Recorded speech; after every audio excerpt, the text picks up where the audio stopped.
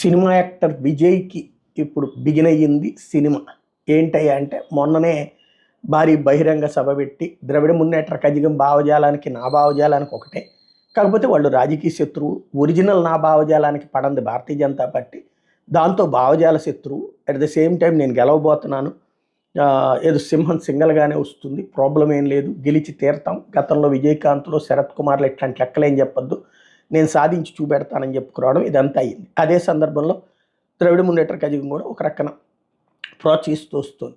తాజాగా వచ్చేటప్పటికి అయ్యగారు ఇది స్టాలిన్ని అంకుల్ అంటూ మాట్లాడాడు అనమాట. ఈ అంకుల్ అన్న మాట మీదన ఆగ్రహంతో రగిలినటువంటి వాళ్ళు ఇప్పుడు మదురైలో విజయ్కి వ్యతిరేకంగా పెద్ద పెద్ద పోస్టర్లు, పెద్ద పెద్ద హోర్డింగ్స్ వేశారు.